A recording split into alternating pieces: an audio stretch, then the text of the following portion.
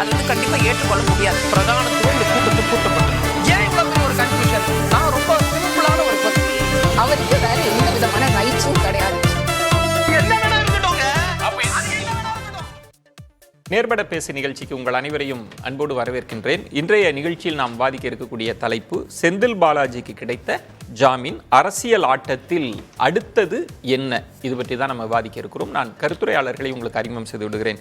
பிசிகாவிலிருந்து MLA திரு ஆளூர் ஷானவாஸ் அவர்கள் வணக்கம். பாஜகவிலிருந்து திரு SG Surya அவர்கள் வணக்கம். திமுகவிலிருந்து திரு தமிழ்கா அமுதரசன் அவர்கள் வணக்கம். அரசியல் விமர்சகர் திரு கலை அவர்கள் வணக்கம்.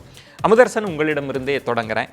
செந்தில் பாலாஜிக்கு ஜாமீன், முதல்வர் நெகிழ்ந்து செந்தில் பாலாஜியினுடைய தியாகம் பெரிது, உறுதி அதனினும் பெரிது அப்படின்னு சொல்லியிருக்கிறார். எப்படி உங்கள் எண்ண ஓட்டம் முதல்ல எப்படி இருக்கு? எண்ண ஓட்டம் ரொம்ப மகிழ்ச்சியாக இருக்குது.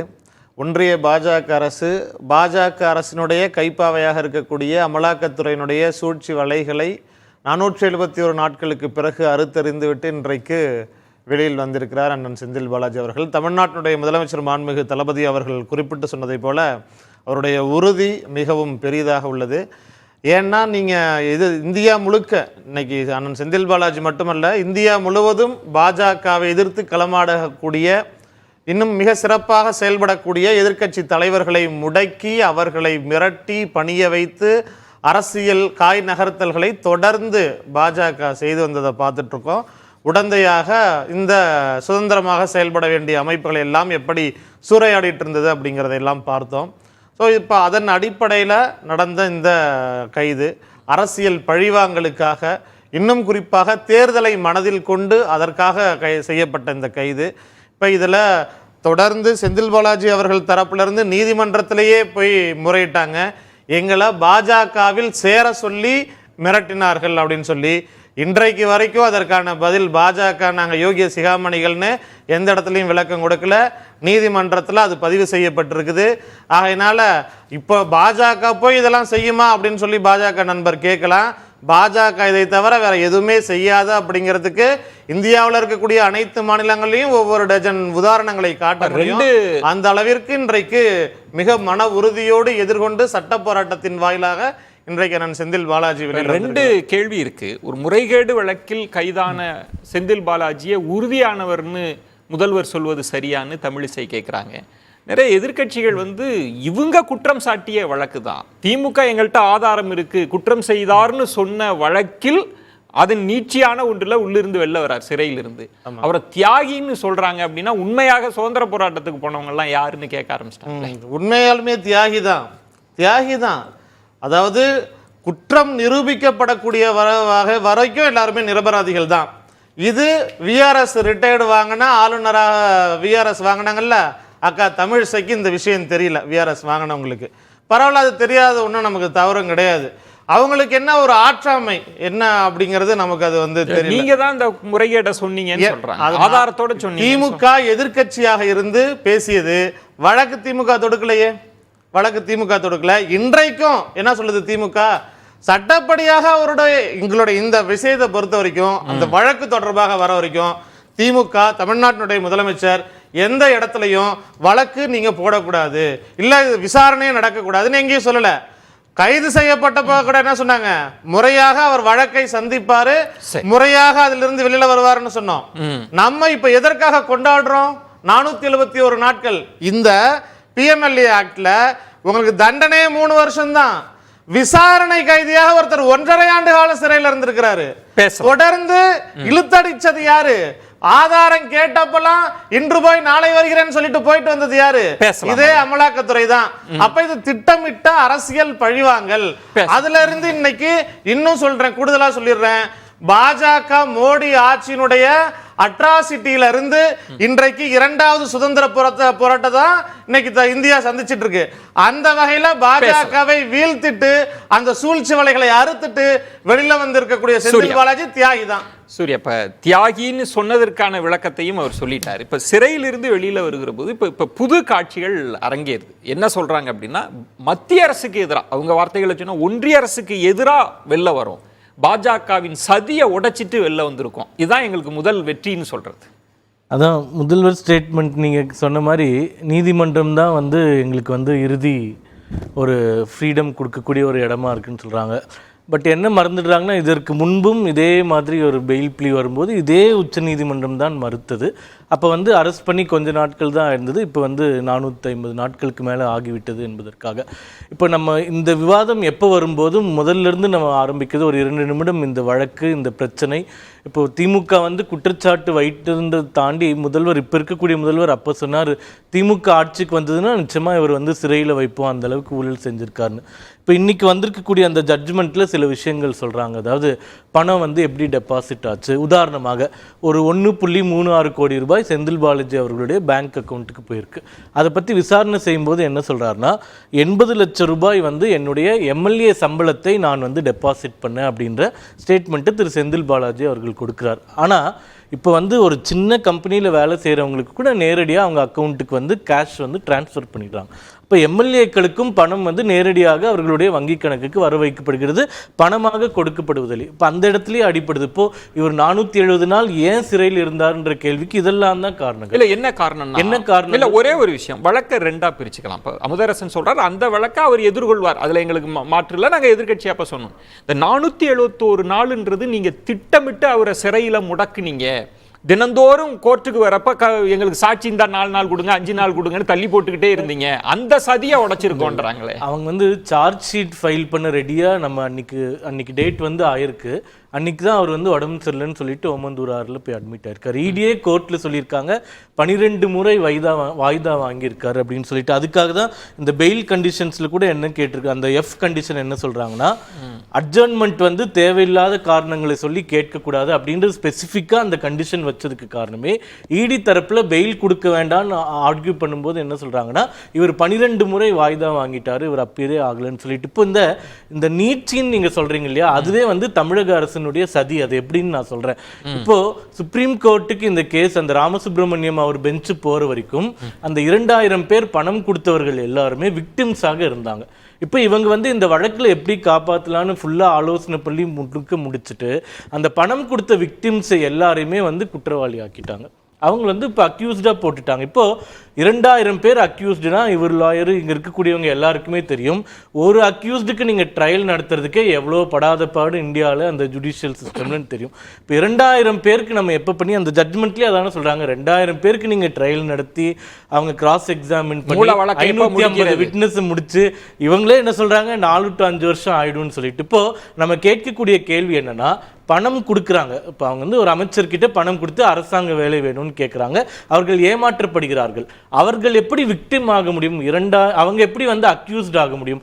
2000 பேர் அக்யூஸ்ட். இந்தியாவில் எந்த வழக்கிலுமே இது நடந்ததா நம்மளுக்கு ஆதாரம். இந்த ஜாமீனுக்கு பின்னணியில் இப்படி ஒரு சதி திட்டம் இருக்கு. சதி திட்டத்தினால தான் கிடைச்சது. இப்போ 4 பேர் தான் குற்றவாளிகளாக இருந்தாங்க. 4 பேர் தான் குற்றவாளிகளாக இருந்தாங்க. செந்தில் பாலாஜி, அவர்களுடைய பிஏ, அவர்களுடைய சகோதரர், இன்னொருத்தர். இப்போ பணம் கொடுத்த எல்லாருமே குற்றவாளிகள் ஆயிட்டாங்க. 2000 பேர் மேல நீங்க வந்து வழக்கு போட்டு உங்களை விசாரணை செய்யணும். உங்கள் மீது வைக்கிற அரசியல் ரீதியான விமர்சனம்ன்றது, நீங்க மிரட்டி உருட்டி செந்தில் பாலாஜியை பாஜகவுல சேர சொல்லி இடி அதிகாரிகளே சொல்லி இதுவரைக்கும் நீங்க அதுக்கு பதில் சொல்ல அவர் கோர்ட்ல சொல்லியிருக்காங்கன்னு சொல்றாரு. அந்த மாதிரி எந்த அப்சர்வேஷனும் இந்த தீர்ப்புல இதுக்கு முன்னாடி டினை பண்ணும்போதும் எங்கேயுமே அந்த தீர்ப்பு வரல. அது வந்து ஒரு ஸ்டேட்மெண்ட் கொடுத்தாங்க. அது பொலிட்டிக்கல் ஸ்டேட்மெண்ட். எல்லா லீடர்ஸுமே, ஹேமந்த் சோரன் அவர்கள் இருந்து எல்லாருமே பிஜேபியில சேர சொன்னாங்க அப்படின்னு சொல்றது வந்து ஒரு இயல்பான ஸ்டேட்மெண்ட் தான். அது சீரியஸ் ஸ்டேட்மெண்ட் கிடையாது. அப்படி சொல்றதுக்கு வாய்ப்பு இல்லை. அப்படி சொல்லியிருந்தா இப்ப வெளியே ஒரே ஒரே அடிஷன், ஒருவேளை அப்படி சொல்லியிருந்தாங்கன்னா இப்ப வெளியே வந்துட்டாரு, எந்த ஆபீசர் எப்ப சொன்னாங்கன்னு சொன்னீங்கன்னா உடனடியா நம்ம நடவடிக்கை எடுத்துடலாம். இப்போ இந்த இடத்தில் ஒரு முக்கியமான இடம், பாஜக சொல்வது, இந்த ஜாமீனே நீங்க சட்டத்தின் சந்து பொந்துக்குள்ளெல்லாம் பூந்து 2000 பேரை குற்றவாளிகள் அப்படின்லாம் சொல்லி வாங்கின தீர்ப்பு தான். இதுல எங்களுக்கு ஒண்ணும் இல்லை, நீங்க சதி செய்து இந்த ஜாமீனை வாங்கிட்டீங்கன்றாங்க. இந்த வழக்கு தொடர்பாக விசாரிக்கணும், இதை பத்தி பேசணும் அப்படின்னு சொன்னா இது ரொம்ப நீண்டது. இது சுருக்கமா சொல்லணும்னா, இன்னும் இவங்களுக்கு சுருக்கமா சொல்லணும்னா, இது முடித்து வைக்கப்பட்ட வழக்கு. இந்த வழக்கு சரியா, திமுக அவர் சேர்றதுக்கு முன்னாடியே இந்த வழக்கு முடிஞ்சிடுச்சு. அதன் பிறகு மறுபடியும் அமலாக்கத்துறை வந்து சம்மன் அனுப்புது. அதுவும் அவர் கோர்ட்ல போயிட்டு அதுவும் வந்து ஸ்டே வாங்குறாரு. நீங்க வழக்கு உங்களுக்கு தெரியாதுல்ல, உச்சநீதிமன்றம் இத முடிச்சு வச்சத மிக கடுமையான வார்த்தைகளால் கண்டிக்குது. அது எப்படி இன்னும் முடிச்சீங்கன்னு கேட்டுச்சு. அதுதான் உச்சநீதிமன்றம் கேட்கும். அதே உச்சநீதிமன்றம் தான் இப்ப ஜாமீன் சொல்லியிருக்குது. ஈடியும் இது உங்களுடைய நீங்க நடவடிக்கைகள் எல்லாமே சட்டத்துக்கு புறம்பாக நீங்க செயல்பட்டு இருக்கிறீங்க. இந்த வழக்குல இன்னும் பல வழக்குகள்ல ஈடிக்கு எவ்வளவு சாட்டை அடி உச்சநீதிமன்றம் கொடுத்திருக்கு அப்படிங்கறத நம்ம சொல்ல முடியும். அதனால இந்த வழக்குகளை முடிச்சு போடுறது அப்படிங்கிறது இவரு அமைச்சரான பிறகுதான் அவங்களுக்கு தெரியுது. அதுக்கும் நம்ம ஏற்கனவே பதில் சொல்லிட்டோம். இப்ப இவர் வச்ச குற்றச்சாட்டு இவங்க தான் இதுக்கெல்லாம் காரணம். ஸ்டே இவ்வளவு நாள் இழுத்ததுக்கு 470 நாளுக்கு நாங்களா காரணம்? 9 முறை வாய்தா வாங்கினது யாரு? அமலாக்கத்துறை வாங்கி இருக்குது. ஒரு பென்டிரைவ் கொண்டு வரோம் அப்படின்னு சொன்னாங்க. இது பென்டிரைவ் வச்சு பிடிச்சிட்டோம், இப்போ இதுமே வெளியிலே வர முடியாதுன்னாங்க. கோர்ட்ல கேக்குறாங்க அந்த பென்டிரைவ் எங்க இருக்குன்னா 7 கடல் 7 மலை தாண்டி எரிமலைக்கு கீழே ஒரு பல்லு இல்லாத பாட்டி வெத்தலை போட்டுட்டு இருக்குது. அதுகிட்ட கூண்டு இல்லாத கிளி ஒண்ணு உட்கார்ந்துருக்கு, அதோடைய மூக்குல ஓட்டை இல்லாத கயிறு கட்டி அதுல தொங்கிட்டு இருக்கு பென்டிரைவ்னாங்க. சரி கொண்டு வாங்க அப்படின்னு சொன்ன உடனே நாங்க போய் கொண்டு வரோம் அப்படின்னு வாய்தா வாங்கிட்டு 4 வாய்தா வந்தா அந்த பென்டிரைவ் நீங்க ஒரு பென்டிரைவ் கொண்டு வரீங்க, எங்க இருந்து எடுக்கிறீங்கன்னு கேட்டா செந்தில் பாலாஜி அவர்கள் வீட்டுல இருந்து எடுத்தோம். அவர் வீட்டுல தானே எடுத்தீங்க? கொஞ்சம் சந்தேகமா இருக்கு. எனக்கு இன்னொரு 4 வாய்தா சொன்னது யாரு? அமலாக்கத்துறை சொல்லியிருக்குது. ஏங்க குற்றவாளி குற்றம் சுமத்தப்பட்டவர்கள் விளக்கம் சொல்றதுக்காக வாய்தா வாங்கி கேள்விப்பட்டிருக்கிறீங்க. உடல்நலை காரணம் காட்டி வாய்தா வாங்கி இருக்கிறாங்க. ஆனா அமலாக்கத்துறை வாய்தா வாங்கி ஒரு விஷயம் சூர்யா, எனக்கு என்னன்னா இப்ப தமிழிசை ஆகட்டும், எதிர்கட்சியில பாஜகவுல திரு அண்ணாமலை தொடங்கி எல்லாருமே தீர்ப்பு எழுதுனாங்க, இவர் குற்றவாளி இது பாருங்க அப்படின்னு. அதெல்லாம் ஏன் கோர்ட்ல ப்ரொடியூஸ் பண்ணல ஈடி? திரும்ப திரும்ப காரணங்களை தேடிட்டு தானே இருக்கிறாங்க. இந்த பென்டிரைவ் பத்தி இவர் சொல்றாரு இல்லையா, இந்த பெயில் சப்மிஷன்ல இந்த பெயில் ஜட்ஜ்மெண்ட்லேயே அதை பத்தி ரொம்ப தெளிவா இந்த பெயில் கொடுத்த ஜட்ஜை சொல்லியிருக்காங்க. அந்த பென்டிரைவ்ல இருக்கக்கூடிய தகவல்களும் அதுல 67.4 கோடி ரூபாய் வாங்கினதுக்கான சாட்சியங்களும் இன்வெஸ்டிகேட்டிங் ஏஜென்சி, அதாவது தமிழ்நாடு போலீஸ் இந்த இன்வெஸ்டிகேஷன்ல சப்மிட் பண்ணியிருக்காங்க. இடி அதுக்கும் சம்பந்தம் இல்லை, இவங்க கலெக்ட் பண்ணி சப்மிட் பண்றாங்க. அதுக்கப்புறம் தான் இடி லேட்டா தான் வருது. இப்போ இந்த ஜட்ஜ்மெண்ட் என்ன சொல்லுதுன்னா, அந்த 67.4 கோடி ரூபாய் அந்த பென்டிரைவ் மூலமா எக்ஸ்ட்ராக்ட் பண்ண ஃபைல்ல சந்தேகப்படுறதுக்கு எங்களுக்கு எந்த முகாந்திரமும் இல்லை, அதனுடைய நம்பகத்தன்மையை நாங்க நம்புறோம் அப்படின்ற கருத்து பேரா 6 பேஜ் நம்பர் 5 சொல்லியிருக்காங்க. ஒரே ஒரு அடிஷனலா சொல்லி நீங்க சொன்னீங்க அவங்க முடிச்சு வைத்த வழக்குன்னு சொன்னாங்க. முடிச்சு வைக்கப்பட்ட வழக்கு தான் முடிஞ்சிருக்கும் வழக்கு. இதுல எப்படி ஒரு மாட்டிக்கிட்டாருன்னு நான் பரிதாபப்படுறேன். அதை நான் சொல்றேன். அதுல 50 பேருக்கு மட்டும் இவங்க கோர்ட்ல நாங்க திருப்பி கொடுத்துடுறோம்னு ஒரு சப்மிஷன் கொடுக்குறாங்க இல்லையா, 50 பேருக்கு மட்டும் கொடுக்க மாட்டேன்னு இழுத்தடிக்கிறாங்க. அவங்க தான் சுப்ரீம் கோர்ட்டுக்கு போனதுக்கு அப்புறம் அதுதான் இந்த காரணமா இருந்தது. இவங்க அந்த 50 பேருக்கு அந்த பணத்தை திருப்பி கொடுத்திருந்தா இவ்வளவு கஷ்டப்பட்டிருக்கவே வேண்டாம். இப்போ இதுல இடி சம்பந்தமே கிடையாது, பிரெடிகேட் அஃபென்ஸே நம்ம விசாரிக்கவே முடியாது. இந்த வழக்கு ரொம்ப அரசியல் ரீதியா தான் நான் பேசுறேன், சட்ட ரீதியாலாம் இல்லை. இந்த வழக்கின் மூல வழக்கு இப்போ PMLA ஆக்ட் எங்க வருது அப்படின்னா, திமுக எதிர்க்கட்சியாக இருந்தபோது குற்றம் சாட்டிய வழக்கின் அதனுடைய நீட்சி தான் சட்டவிரோத பண பரிமாற்றம். இதை நம்ம புரிஞ்சிக்க வேண்டியிருக்கு. இப்போ காட்சிகள் மாறுது, அவர் திமுகவுக்கு வராரு, அப்புறம் இடி உள்ளுக்கு வருது, அப்புறம் இவர் வெளியில வராரு அப்படின்னா இது இந்த பிரச்சனையை எப்படி புரிஞ்சுக்க, அரசியலா இந்த வழக்கை எப்படி புரிஞ்சுக்கணும்? யார் குற்றம் செய்தாலும் ஊழலை பொறுத்து கொள்ளாத மோடி உரிய வகையில் சட்ட போராட்டத்தை நடத்தி தண்டிப்பார் என்பதுதான் பிஜேபியோட ஸ்டேட்மெண்ட். ஆனால் அமலாக்கத்துறை கையில் எடுத்த வழக்குகள், அமலாக்கத்துறை போய் சோதனையிட்ட இடங்கள், அமலாக்கத்துறை கைது செய்த தலைவர்கள் அப்படின்னு பார்த்தா எதிர்க்கட்சிகளை சார்ந்தவர்களாக மட்டும்தான் இருக்கிறார்கள். எதிர்க்கட்சிகளை சார்ந்தவர்களை போய் இவர்கள் கை வைத்து அவர்கள் இவர்களுடைய பேரத்திற்கு பணிந்து விட்டால், இவர்களுடைய கூட்டணியில் இணைந்து விட்டால் அவர்களுடைய வழக்கு நீர்த்து போக செய்யப்பட்டிருப்பதையும் பார்க்கிறோம். அஜித் பவார் சாட்சியாக இருக்கார். அப்போது உங்களுடைய ஸ்டாண்ட் அதில் இரட்டை நிலைப்பாட்டை எடுக்கிறீர்கள், அதில் ஒரு சமரசத்திற்கு நீங்கள் உட்படுகிறீர்கள். அப்போ உங்களுடைய நோக்கம் என்பது அமலாக்கத்துறை என்பது அது தூய்மையானதாக இல்லை. ஒன்று, திமுக போட்ட வழக்கு திமுக தான் புகார் கொடுத்தது அப்படின்னா ஜெயலலிதா அம்மையார் மீதும் திமுக தான் வழக்கை நடத்தியது. சசிகலா அம்மையார் உள்பட அந்த குற்றம் சாட்டப்பட்டவர்கள் திமுகவில் குற்றம் சாட்டப்பட்டார்கள். வழக்கை நடத்தி திமுக ஆளுங்கட்சியாக இருந்தாலும் சரி எதிர்க்கட்சியாக இருந்தாலும் சரி அதில் ஒரு கண்டினியூட்டி அவங்கள்ட்ட இருந்துச்சு. அந்த தொடர்ச்சியான போராட்டத்தின் மூலம் தண்டனை பெற்று கொடுத்தார்கள். நீங்கள் திமுக தரப்பின் மீது வைத்த குற்றச்சாட்டு 2G வழக்கு 3வது முறை ஆட்சியில் வந்துட்டீங்க, என்னாச்சு? செந்தில் பாலாஜி மீதான வழக்கு 471 நாட்கள் சிறையில் வச்சிங்க, என்னாச்சு? என்ன இந்த வழக்கில் முன்னேற்றம் இருக்கு? பழிவாங்குதல் மட்டும்தான், வேற என்ன இருக்கு? நீங்கள் செந்தில் பாலாஜியை வந்து வரவேற்பது தவறு, அவரை தியாகின்னு சொல்கிறது தவறு, அவரை போராளின்னு சொல்கிறது தவறுன்னா அவர் குற்றம் செய்ததை நிரூபிங்கன்னு சொல்கிறோம். குற்றம் செய்தது நிரூபிக்கப்பட்டு விட்டால் யாரும் அவரை போராளின்னு சொல்லுவா? ஆனா குற்றம் சாட்டியவரே ஒருத்தர தியாகி, உங்களோட உறுதியை நான் பாராட்டுறேன்னு சொல்றது முரண் இல்லையா? அது ஏன்னா பிஜேபி மிகப்பெரிய நெருக்கடியை கொடுக்குது, அவரை குறிவைத்து பிடிக்குது. அதிமுக ஆட்சி காலத்தில் முறைகேடுன்னா அதிமுக ஆட்சி காலத்தில் எத்தனை பேர் மேலே இதே மாதிரி திமுக குற்றச்சாட்டு வச்சிருக்கு, எத்தனை பேர் மேலே வழக்கு இருக்குது, அத்தனை பேரையும் போய் வந்து பிஜேபி பிடிச்சிருச்சா, நம்ம அமலாக்கத்துறை போய் பிடிச்சிருச்சா, யாரை சிறையில் வச்சது, யார் கைது செய்யப்பட்டிருக்கா? எடப்பாடிக்கு மேலே வழக்கு இல்லையா? விஜயபாஸ்கர் மேலே வழக்கு இல்லையா? எத்தனை பேர் மேலே வழக்கு இருக்குது? அதிமுக ஆட்சி காலத்தில் செய்யப்பட்ட முறைகேடுன்னு சொல்லி நூற்றுக்கணக்கானோர் மேலே வழக்கு இருக்குது. ஆனால் யாரும் இதுவரை கைது செய்யப்படவில்லை. யார் வீட்டின் மீது நடத்தப்பட்ட சோதனை விவரங்களை இதுவரைக்கும் தெரியாது. அப்படி ஒரு நிலைமை இருக்கு. அப்படி இருக்கும்போது செந்தில் பாலாஜி குறிவைத்து இவ்வளவு நாளும் சிறை வைக்கப்பட்டிருப்பது காரணம் என்ன? அவர் எப்படி கைது செய்யப்பட்டார்? முதல்ல அவர் ஒரு சட்டமன்ற உறுப்பினர், சபாநாயகருக்கு தகவல் சொல்லணும், ஆனால் தகவல் கிடையாது. அவர் ஒரு அமைச்சர், அரசுக்கு தகவல் சொல்லணும், கிடையாது.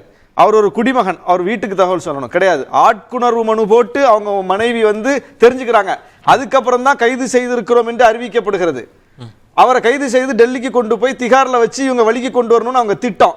அவருக்கு உடல்நலக்குறைவு ஏற்பட்டு மருத்துவமனையில் அனுமதிக்க வேண்டிய ஒரு நிலைமை உருவாயிருச்சு. ஆட்குணர்வு மனு போட்டோன்னா நீதிமன்றம், இங்கே இருக்கக்கூடிய லோக்கல் நீதிமன்றத்துக்கு வழக்கு வந்துட்டுது, அங்கே அவங்க விவரத்தை சொல்ல வேண்டியதாக போச்சு, மாட்டிக்கிட்டாங்க. இதுதான் இவங்க பின்ன வச்சிருந்த சதி திட்டம். அதுக்கப்புறம் அவர் போலியா நடிக்கிறாரு, உடம்புலாம் அவருக்கு நல்லா தான் இருக்குன்னு சொன்னாங்க. இங்கே உள்ள மருத்துவர்களை நம்ப மாட்டோம்னாங்க. ஒன்றிய அரசினுடைய இஎஸ்ஐ மருத்துவர்களை கொடுத்துருக்காங்க, அவருக்கு வந்து உடல்நல குறைவு இருக்குங்கிறத அப்புறம் ப்ரொடியூஸ் பண்ணி இப்படி ஒவ்வொன்றும் பாருங்க, இவங்க எவ்வளவு இடையூறு கொடுத்தாங்க. எல்லா இடையூறுகளையும் அவர் சட்டப்படி தான் தாண்டி வந்திருக்காரு. அவர் வந்து லாபி பண்ணி பிஜேபி கிட்ட பேரம் பேசி எனக்கு கொஞ்சம் ரிலாக்ஸேஷன் பண்ணுங்க இதுலலாம் அப்படின்னு எங்கேயாவது இந்த 471 நாட்கள்ல ஒரு சின்ன சமரசம் அவர் செய்திருந்தா அவர் வெளியே வந்திருக்க முடியாது. அதான் முதல்வர் அவர் காட்டிய உறுதின்னு சொல்றாரு. ஏன்னா இல்ல பிஜேபி அப்படி ஒரு முயற்சி செஞ்சுதான் என்ன, அவர் கேக்குறாரு நீங்க வாங்க இப்ப வந்து சொல்லுங்கன்றாரு. இப்ப வெளியில வந்துட்டார்ல, யாருன்னு சொல்லுங்கன்னா அப்ப அஜித் பவார் என்ன கேஸ் சொல்லுங்க, திரிணாமுல் காங்கிரஸ் கட்சியிலிருந்து இவங்க கட்சிக்கு சேர்ந்தவர்களுடைய வழக்குகள் என்னாச்சுன்னு சொல்லுங்க. பிஜேபி அப்படிலாம் யாரையுமே செய்யலையா?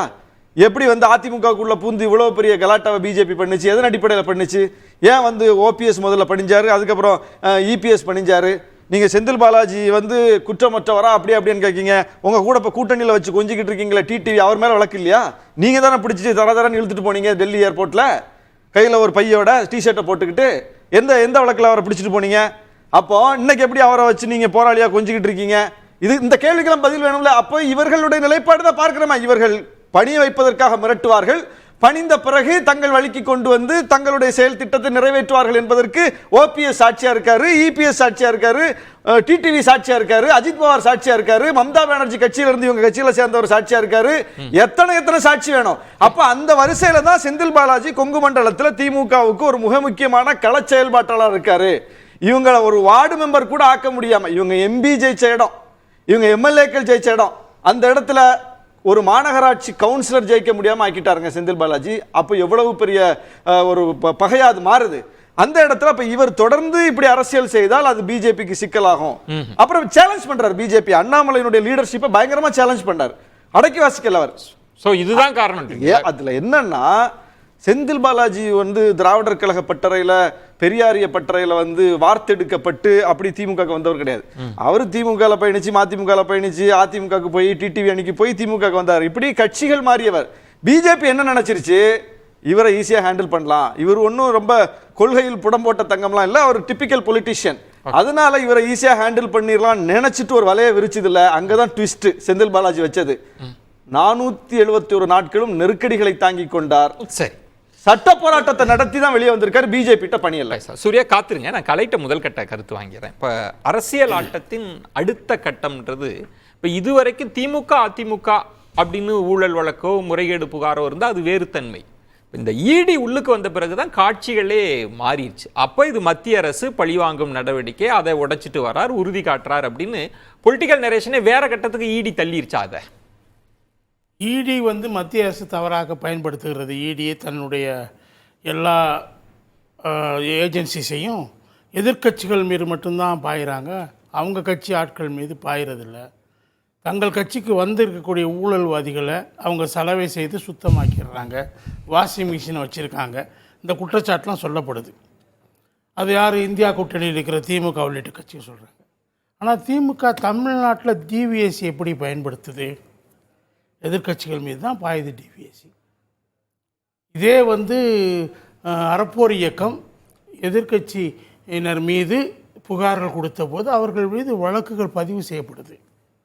அதே அறப்போர் இயக்கம் திமுக அமைச்சர்கள் மீது பல புகார்களை சொல்கிறாங்க. எலக்ட்ரிசிட்டி போர்டில், எலக்ட்ரிசிட்டி துறையில் 37 கோடி ஊழல், இதில் டிரான்ஸ்போர்ட்டில் 12 கோடி ஊழல், இதெல்லாம் அவங்க கொடுத்துரு புகார். அதுமாதிரி என்ன நடவடிக்கை எடுத்தாங்க? எஃப்ஐஆர் கூட போடல. அதே மாதிரி தன் கட்சிக்கு வரக்கூடியவங்களை வாஷிங் மிஷினை வச்சு செலவு பண்ணி சுத்தமாக்கிடுவாங்க அப்படின்னு சொல்கிற குற்றச்சாட்டு இருக்குல்லையே, அது இவங்களும் பண்ணுறாங்க. கேபி பார்க்கில் ஐஐடி ஆய்வறிக்கை கொடுத்தாச்சு. அங்கே சப்ஸ்டாண்டர்ட் மெட்டீரியல்ஸ் தான் பயன்படுத்துகிறாங்கன்னு சொல்லியாச்சு. ஓபிஎஸ் மேலே இது வரைக்கும் வழக்கு எஃப்ஐஆர் போடலை.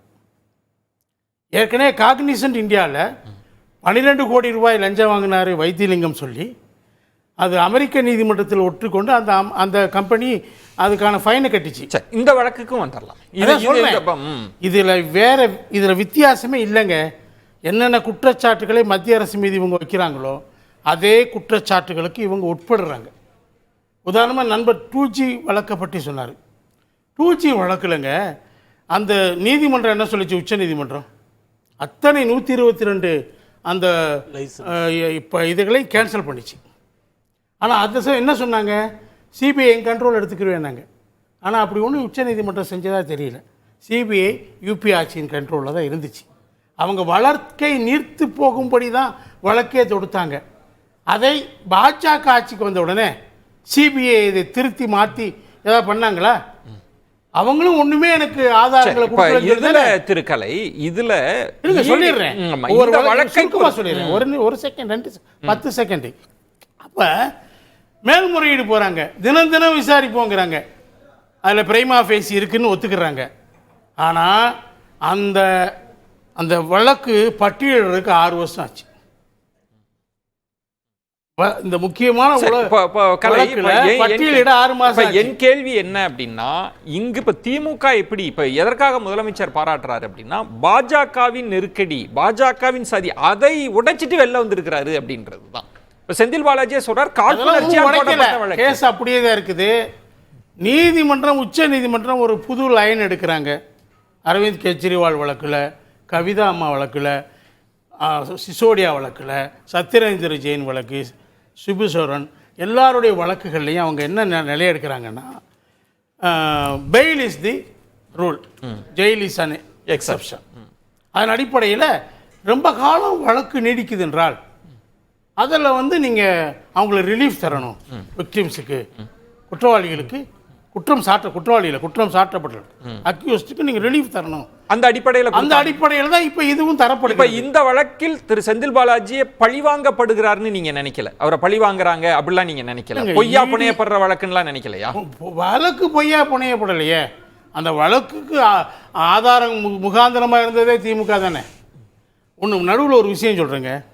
அந்த வழக்கு எப்படி உயர் நீதிமன்றத்தால் முடித்து வைக்கப்பட்டது தெரியுமா? அந்த சொன்ன மாதிரி பாதி பேர்கிட்ட பணம் கொடுத்து திருப்பி கொடுத்து, அவங்க வாங்கின பணத்தை திருப்பி கொடுத்து, அவங்கள்ட்ட சார்பாக ஒரு அஃபிடேவிட் ஃபைல் பண்ணி, எங்களுக்கு இனிமேல் இதில் கிரீவன்ஸ் கிடையாது, இந்த வழக்கை நீங்கள் முடிச்சுக்கலாம்னு சொல்கிறாங்க. அப்போ அதில் என்ன இருக்குது? உச்சநீதிமன்றம் அதுதான் சொன்னாங்க. வாங்கினாங்கன்னு ஒத்துக்கிட்டு இருக்காங்க. பணத்தை வாங்கணும் அப்படின்னு ஒற்றுக்கொண்டு ஒரு அரசு ஊழியர் பணத்தை வாங்கணும் ஒத்துக்கிட்ட பிறகு அவர் ஆன்டி கரப்ஷன் மேலே சட்டப்படி என்ன அதில் கடுமையான நடவடிக்கை எடுக்கணும் தான் உச்சநீதிமன்றம் சொல்லிச்சு. அந்த திரும்ப ரெஃபர் பண்ணாங்க அந்த கேஸை உயர்நீதிமன்றம். இவ்வளவு இருக்கு அப்படின்னா ஆதாரத்தை கொடுக்கறதுல ஈடிக்கு என்ன சிக்கல் இருக்கு? அடுத்த கட்டத்துக்கு நகர்ந்திருக்கா வழக்கு? இல்லை, ஆதாரம் பல ஆதாரங்கள் கொடுக்காம ஒன்றும் கிடையாது. சார்ஜ் ஷீட் ஃபைல் பண்ணியிருக்காங்களே, டிலே ஆகுதுங்க. ஜாமீன் தான் கிடைச்சிருக்கு, டிலே ஆகுது. நான் என்ன சொல்றேன், இது அவருக்கு முன்னாடியே ஜாமீன் கொடுத்துருக்கணும் தான் நான் சொல்றேன். ஆனா அவர் குற்றமற்றவர்ன்ற இடத்துக்கு நகர முடியாதுன்றீங்க. குற்றமற்றது எப்படிங்க? அது வழக்கு இருக்கு இல்லைங்க, இன்னும் அதை படிச்சார்ல என்னென்ன இருக்குங்கிறது. அந்த ஆதாரங்கள் எல்லாம் படிச்சார்ல, பாஜக நண்பர் படிச்சாரா இல்லையா? அது இந்த பெயில் பெட்டிஷன்ல பெயில் தீர்ப்புலேயே வந்திருக்கு. அதெல்லாம் அமுதரசன் இப்போ ரெண்டா பிரிங்க. இப்போ நீங்க இடி செயல்பாடுன்றது வேற, செந்தில் பாலாஜி மீது இருக்கிற குற்றச்சாட்டு இருக்குல்ல, அது கோர்ட்டு சொல்லும். அதுக்கான ஸ்பேஸை நம்ம திரு செந்தில் பாலாஜிக்கு கொடுத்துருவோம். ஆனால் பொலிட்டிக்கலா பேசுங்களேன். அது நீங்க நிரபராதி, இந்த வழக்கே பொய்யானதுன்னா எப்படி திமுகவினர் பேச முடியும்? இவங்க இந்த திமுக குற்றம் சாட்டியது, திமுக வழக்கு போடல, ஆனா அவங்க வழக்கு போட்டது, அவரு தான் இழுத்து கையை பிடிச்சு கொண்டு போய் விட்டது அப்படின்னு எல்லாம் பேசுறாங்கல்ல, அதன் அடிப்படையிலே பேசுறேன். இவர் டிடிவி கிட்ட போறதுக்கு அப்புறம் தான் நமக்கு உள்ளதெல்லாம் போச்சு அப்படின்னு சொல்லிட்டு எடப்பாடிக்கு கோபம் வெகுண்டெழுந்து இப்போ ஆளுநர் எதிர்கட்சி ஆனதுக்கு அப்புறம் அவருடைய சம்பந்தி 400 கோடி ரூபாய் சொத்துக்காக ஆளுநரை போய் காப்பாத்துங்கன்னு சொன்ன மாதிரி அன்னைக்கு பாஜக உதவி செய்து இவர் மேல வழக்கு போடுது. அது இவங்க சொல்லக்கூடிய முகாந்திரத்தின் அடிப்படையில் இவங்க வழக்கு போடும் பொழுது முதல்ல அவர் பேரே இல்லையே ஒண்ணு. ரெண்டாவது இப்ப வந்து ஜாமீன்ல தானே வெளியில வந்திருக்கிறாரு. என்ன விடுதலையாகி விட்டாரா? நீங்கள் என்னமோ தியாகி போல கொண்டாடுகிறீங்க அப்படின்னு விஆர்எஸ் ஆளுநர் எல்லாம் சொன்னாங்க, நண்பரும் சொன்னாரு. இதுல என்னன்னா மற்ற வழக்குகள்ல இருக்கக்கூடிய ஜாமீனுக்கான எக்ஸம்ஷன்ங்கிறது வேற, பிஎம்எல்ஏ வழக்குக்கு கொடுக்கக்கூடிய ஜாமீனுக்கான அந்த விதிமுறைகள்ங்கிறது வேற. ரெண்டாவது இன்னைக்கு உச்சநீதிமன்றம் கேட்கிறப்ப நீதிபதிகள் என்ன கேட்கிறாங்க? நீ வழக்கும் நடத்த மாட்டேங்கிற, அதே போல ஜாமீனும் கொடுக்க கூடாதுன்னு சொல்றீங்க. அப்ப நீங்க வந்து தொடர்ந்து இத்தனை 1.5 வருஷமா நீங்க ஏன் வழக்க நடத்த மாட்டேங்கிறீங்கன்னு சொல்லி கேக்குது.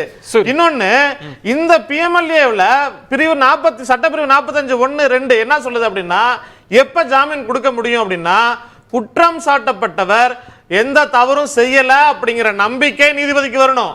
வெளியில போனதுக்கு பிறகு இவங்க சொன்னாங்கல்ல, சொலிசிட்டர் ஜெனரல் சொன்னார்ல, போய் எல்லாம் கலைச்சு விட்டுருவாங்க அப்படின்னு சொல்லிட்டு நீதிபதி லோயாலாம் மனசுல வச்சுட்டு சொன்னாரு.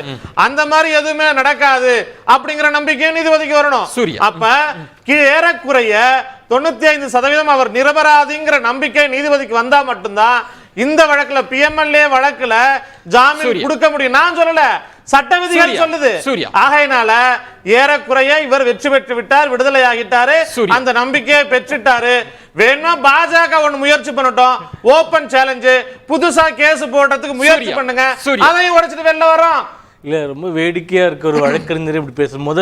முதல் ரவுண்டில் எல்லாரும் பேசும்போது சொன்னாங்க பாஜக கடுமையாக அழுத்தம் கொடுத்தது, கட்சி மாற சொல்லி சொன்னாங்க. ஆனால் அவர் வந்து தீர்க்கமாக இருக்காரு பாஜக எதிர்ப்பில் அப்படின்னு சொல்கிறாங்க. அதே தீர்க்கத்தோட அவரிடமோ இல்லை அவரை சார்ந்தவர்களிடோ பாஜக சார்பாக யார் வந்து பேசுனாங்க, என்ன டீல் கொடுத்தாங்கன்னு பெயரோட அறிவிச்சுட்டா உங்க தீர்க்கம் வந்து உங்க தீர்க்கம் பேசலன்னு சொல்றோம். ஷானவாஸ் என்ன சொன்னார்னா, இதே கேள்வி நான் கேட்டப்ப என்ன சொன்னார் நீங்க பாத்தீங்க, ட்ராக் ரெக்கார்ட் அஜித் பவார்ல இருந்து எடுங்க, ட்ராக் ரெக்கார்ட் இப்படி எல்லாம் வழக்கு வரும், அப்புறம் அவங்க பாஜகவுல போய் சேருவாங்க. அதுக்கே போக வேண்டாம். செந்தில் பாலாஜி அவர்கள்கிட்ட நீங்க பேசி செந்தில் பாலாஜி அவர்களை பேசி கட்சி மாற்று. நான் சொல்றேன் நாங்க அப்படி சொல்லவே இல்லைன்னு சொல்லிட்டு நீங்க சொல்றீங்களா? இப்ப வெளியே வந்துட்டாரு, தீர்க்கமா இருக்காரு, திமுக கொள்கையில் இருக்காருன்னா பிஜேபி உங்களுக்கு எதிரி தானே. தாராளமா நீங்க சொல்லிட்டீங்கன்னா எந்த ஆபீசர் வந்து பேசினாங்க, யார் பேசுறாங்க, அவங்க மேல உடனடியாக நடவடிக்கை அது சொல்ல முடியாது. ஏனென்றால் அது அரசியலா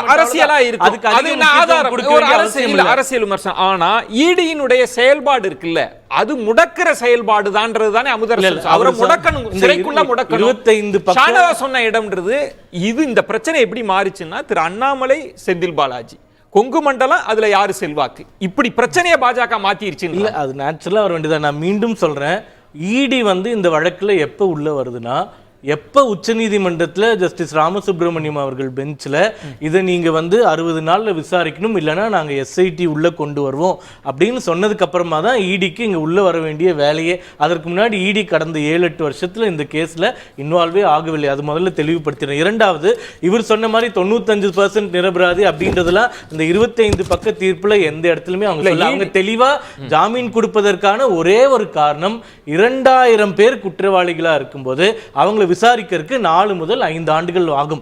அதிகபட்சமா இவர் தண்டனை வாங்கினா கூட 3 வருஷத்திலிருந்து 7 வருஷம் தான் சிறையில் இருக்க முடியும். அதனால் ஏற்கனவே இவ்வளவு நாட்கள் செலவு பண்ணதுனால கான்ஸ்டிடியூஷன் ஆர்டிகிள் 226 பிரகாரம் அவர்களுக்கான உரிமையை நாங்க கொடுக்கிறோம்.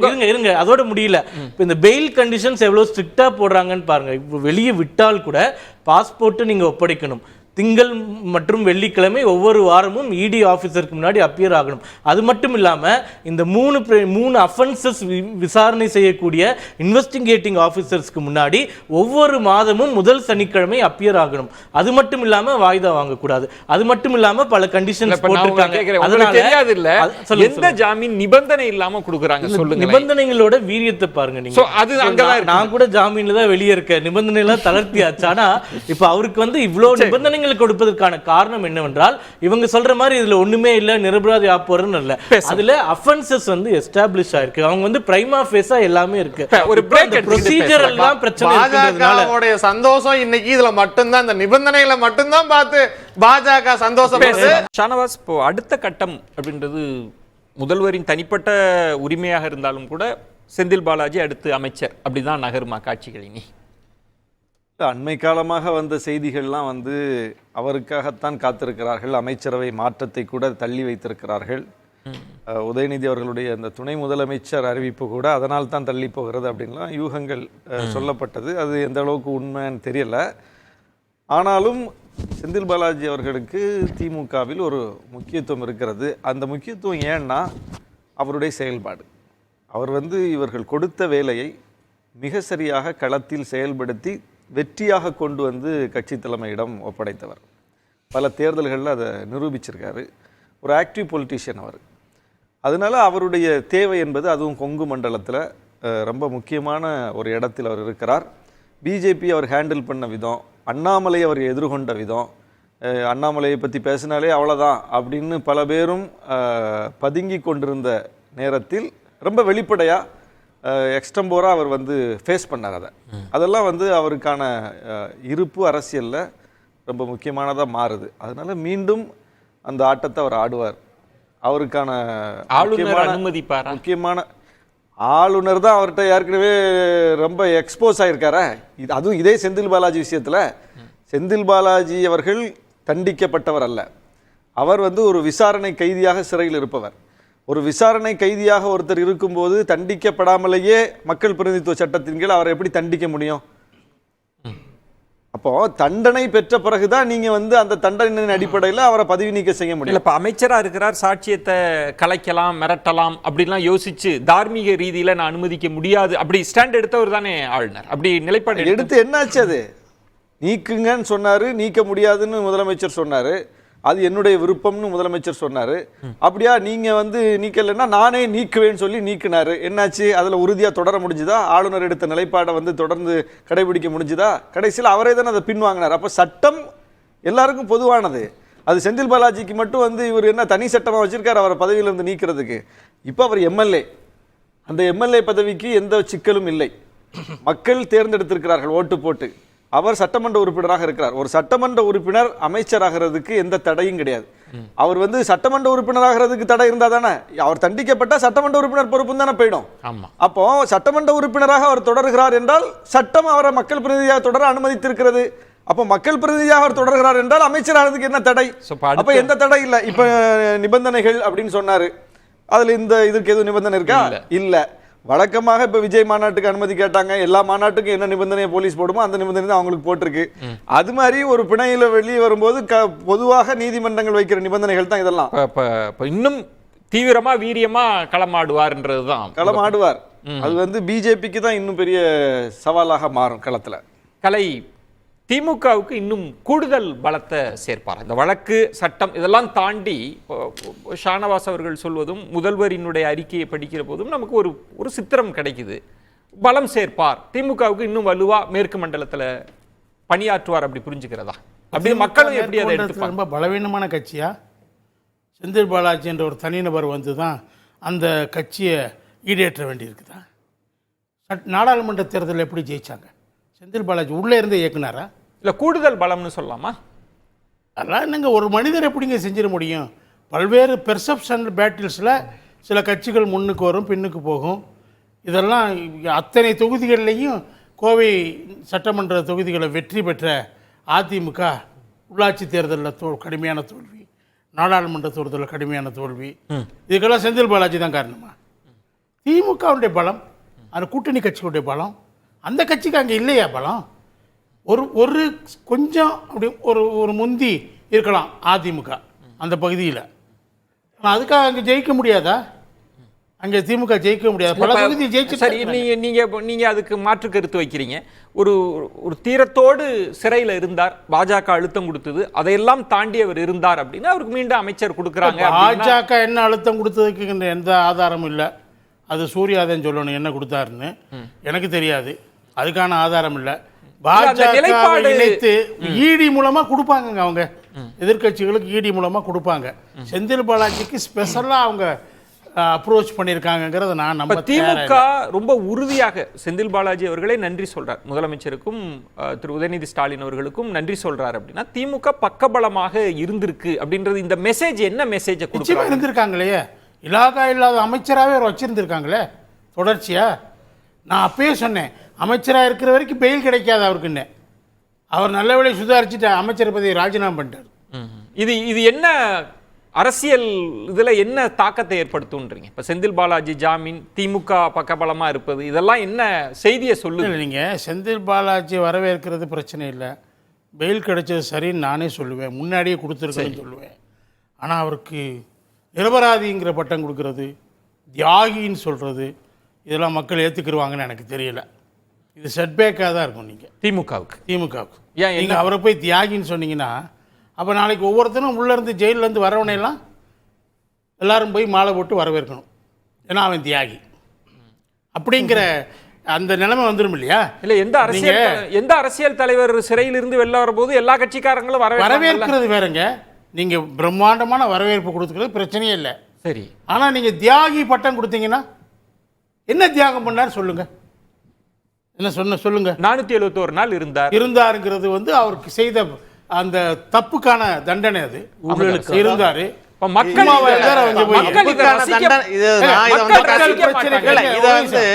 பிரச்சனைக்காக போராடிட்டு போய் உள்ள இருந்தாரா? மக்கள் ரசிக்க மாட்டாங்க. நான் செஞ்ச தப்புக்கான தண்டனைங்கிறத கண்டிக்கிறேன், அதை வாபஸ் வாங்கணும். ஏன்னா இவங்க என்ன முன்னாடி ஜட்ஜ்மெண்ட் எழுதுறது? மக்கள் பிரச்சனைக்காக உள்ளார போனாரா? ஜெயலலிதா என்ன மக்கள் பிரச்சனைக்காக உள்ளார போனாங்களா? சுதந்திரத்துக்காக உள்ளார போனாங்களா? போய் நீங்க பரப்பன அக்ரஹாரத்துல இருந்து போயஸ் கார்டன் வரைக்கும் எல்லாம் கார் விட்டுட்டு வந்தீங்களே, வரல மாலை தூவி மலர்களை வச்சு தியாகின்னு பெரிய விழா எடுத்தீங்களே, என்ன தியாகம் பண்ணிட்டு போனாங்களா அந்த அம்மா? சுதந்திரத்துக்காக மக்களுக்காக போராடினாங்களா? நீதிமன்றத்தால தண்டிக்கப்பட்ட குற்றவாளிக்கே நீங்க அவ்வளவு தூரம் கொண்டாடினப்ப இன்னைக்கு வரைக்கும் எந்த குற்றமும் நிரூபிக்கப்படல. இது வரைக்கும் எந்த வழக்கிலையாவது ஜெயலலிதா கூட சொத்து குவிப்பு வழக்குக்கு முன்னாடியே குற்றம் சாட்டப்பட்டவங்க, தண்டிக்கப்பட்டவங்க. செந்தில் பாலாஜி எந்த வழக்குல தண்டிக்கப்பட்டிருக்கிறாரு? எந்த இடத்துல விமர்சனம் எழுந்திருக்குது? யார் கேட்டிருக்கிறா? இன்னைக்கு போய் பாருங்க, நீங்க பொதுவான மக்கள் கருத்தை எடுத்து பாருங்க. அதிமுக பாஜகவுடைய கருத்து மக்கள் கருத்து ஆகாது. அந்த ஒப்பீனியனை உங்களால கிரியேட் பண்ணவும் முடியாது. நான் என்ன சொல்றேன், மக்கள் கருத்தாக என்ன சொல்றாங்கன்னா, இவ்வளவு நாளா உள்ளார வச்சது தப்பு அப்படிங்கிறாங்க. எடப்பாடி எங்க போனாருன்னு கேக்குறாங்க. பாஜக இனிமே வளருமான்னு கேக்குறாங்க. அதிமுக தலை கொங்கு மண்டலத்துல இனிமே இவர் மட்டும் தான். ஏங்க கொங்கு மண்டலத்துல எங்களுக்கு கூடுதல் பலம் செந்தில் பாலாஜி.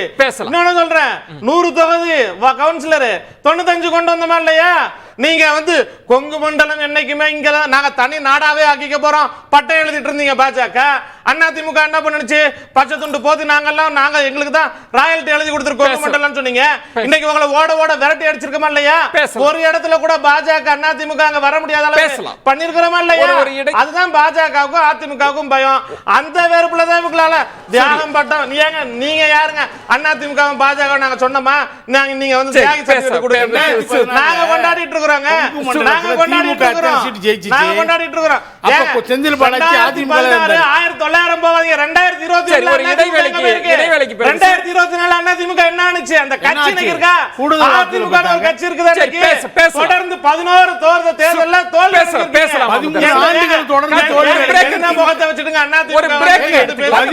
சூர்யா, அரசியல் வெற்றி அப்படின்றது தனிநபரால் தீர்மானிக்கப்படுவதில்லை. ஒரு கட்சி கட்டமைப்பு சித்தாந்தம் இதெல்லாம் இருந்தாலும் கூட திரு செந்தில் பாலாஜி வெளியே வரார் அப்படின்னா அரசியல் கள ரீதியா, தேர்தல் ரீதியா பாஜகவுக்கு பெருத்த பின்னடைவு, அதிமுகவுக்கு நெருக்கடின்னு புரிஞ்சுக்கலாமா?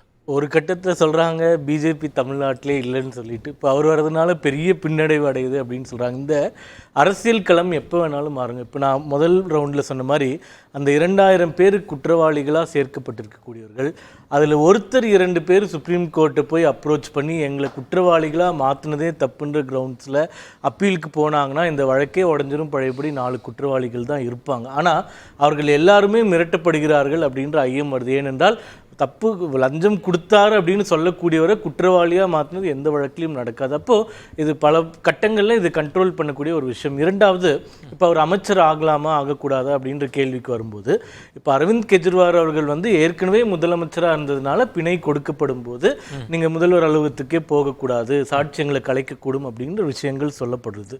இப்போ இவர் அமைச்சர் இவர் யாரோ சொன்ன மாதிரி கலை அவர்கள் சொன்னார், இப்போ இவர் வந்து அமைச்சராக இல்லாத காரணத்தினால தான் பெயில் கிடைச்சது அப்படின்ற ஒரு பார்வையும் இருக்கு. ஏனென்றால் 550 விட்னஸஸ் சாட்சியங்கள் இருக்கு, அது கலைக்கக்கூடும் அப்படின்றது ஒரு நேச்சுரலாக இந்த வழக்குன்ற எந்த வழக்காக இருந்தாலும் செய்யக்கூடிய ஒரு விஷயம். இப்போ ஒருவேளை இவர் அமைச்சரானால் அதுக்கப்புறமா அதில் ஏதாச்சும் கண்டிஷன்ஸ் வருதா, இடி வந்து வேற ஏதாச்சும் அப்பீல் போய் அந்த ஃபங்க்ஷன் இங்கே ரெஸ்ட்ரிக்ட் பண்ணுவாங்களா? ஏனென்றால் இந்த சாட்சியங்கள் வந்து இன்ஃப்ளூயன்ஸ் பண்ணப்படுவதற்கு அதிகமான வாய்ப்புகள் இருக்கின்றன. நீங்க சொல்றத வச்சு நான் இப்படி புரிஞ்சுக்கிறேன், அமைச்சரானா திரும்பவும் இடி அப்படிலாம் சொல்ல, நான் அப்படிலாம் சொல்ல.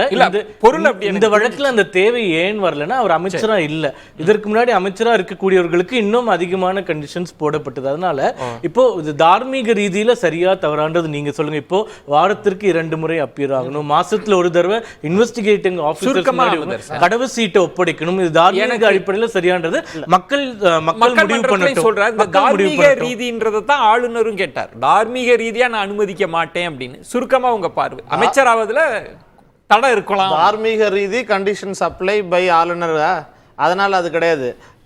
ஏற்கனவே இவங்க இன்னைக்கு காலையில இருந்து பாஜகவுக்கு ஒரே மகிழ்ச்சி என்னன்னா இவ்வளவு 6 நிபந்தனைகள் போட்டிருக்காங்கன்னு. எந்த இடத்துலையும் இவர் மீண்டும் அமைச்சராக கூடாது அப்படின்னு சொல்லி எந்த இடத்துலையும் விதிக்கல. ஒண்ணு. ரெண்டாவது, தார்மீக அடிப்படையில் கண்டிஷன் சப்ளைட் பை பாஜக அவங்களுடைய பார்வையில பார்த்தா கூட ஏற்கனவே தார்மீக அடிப்படையில் அமைச்சர் பொறுப்புல இருந்து அவர் விலகிட்டாரு, ராஜினாமா பண்ணிட்டாரு. பண்ணி இப்போ வந்து சட்டமன்ற உறுப்பினராக இருந்துதான் வெளில வராரு. மீண்டும் அமைச்சர் ஆவதற்கு எந்த இடத்துலையும் எந்த தடையும் கிடையாது. சட்டப்படியாக அவர் அமைச்சராக பொறுப்பேற்பதில் எந்த சிக்கலும் கிடையாது. அமைச்சர் ஆவதுல எப்படி அடுத்த கட்டம்ன்றது கலை சுருக்கமா உங்க பார்வை. இல்ல, அமைச்சராவதுக்கு தடை இல்லை, நிபந்தனைகள் அது இல்ல அமைச்சரா இருக்கலாம். அரவிந்த் கெஜ்ரிவால் நினைச்சா முதல்வராக இருந்திருக்கலாம். ஆனா என்ன பிரச்சனைன்னா நீங்க முதல்வராகவே ஆக்ட் பண்ணக்கூடாதுங்கிற கண்டிஷன்ஸ் போடுறாங்கல்ல, அந்த மாதிரி கண்டிஷன்ஸ் இவருக்கும் போடுறதுக்கு வாய்ப்பு இருக்குது. இடி அது போவாங்கல்ல, சிமிலர் கேஸ் சுட்டி காட்டுவாங்கல்ல. அதுதான் சூர்யாவும் சொன்னார். ரொம்ப சுருக்கமா விசாரணை நடைபெற்றிருக்கும் போது ஜெயலலிதா அவர்கள் முதலமைச்சராக பொறுப்பேற்க இல்லையா? விசாரணை நடைபெற்றிருக்கும் போதே வந்து அமித்ஷா பொறுப்புக்கு வரலையா? விசாரணை நடைபெற்றிருக்கும் போதே வந்து பாஜக பல பேர் இன்னைக்கு அமைச்சர்களாக தொடரலையா? நீங்க விசாரணை நடைபெற்றிருக்கும் போது பொறுப்பெடுத்துக்க கூடாதுன்னா யாருமே தான் பொறுப்பெடுத்துக்க கூடாது. சட்டம் அனுமதிக்கும் போது நீங்க யார் சொல்றதுன்னு கேட்கிறேன். அப்புறம் 2000 பேரை சேர்த்து விட்டுட்டாரு, அதனால இந்த வழக்குல வந்து இப்படி ஆயிடுச்சுன்னு சொல்றாரு. அப்ப வந்து கவிதாக்கு எப்படி ஜாமீன் கிடைச்சது, அரவிந்த் கெஜ்ரிவாலுக்கு எப்படி ஜாமீன் கிடைச்சது, மணிஷ் சிசோடியாக்கு தார்மீகன்றதை நீங்க ஏத்துக்கல. இவங்க பிஎம்எல்ஏ ஆக்ட்ல குறிப்பா இடி அரெஸ்ட் பண்ண எல்லாரையுமே இன்னைக்கு வந்து வெளியே விட்டுட்டே இருக்காங்க. உச்சநீதிமன்றம் இடியை நோக்கி கேள்வி மேல கேள்வி கேட்கறாங்க. சரி, பார்ப்போம், பொறுத்திருந்து பார்ப்போம் அடுத்த கட்டம் என்னன்னு. சிறப்பு விருந்தினர்களுக்கு நெஞ்சம் நிறைந்த நன்றிகளை தெரிவித்துக் கொள்கிறேன். மற்றொரு தலைப்புல சந்திக்கிறேன். நன்றி, வணக்கம். அது வந்து கண்டிப்பா ஏற்றுக்கொள்ள முடியாது. பிரதானத்துவம் இந்த கூட்டத்தில் கூட்டப்பட்டது. ஏன் இவ்வளவு ஒரு கன்ஃபியூஷன்? நான் ரொம்ப சிம்பிளான ஒரு அவருக்கு வேற எந்த விதமான ரைட்ஸும் கிடையாது. நிகழ்ச்சியின் இப்பகுதியை இணைந்து வழங்குவோர் V-Guard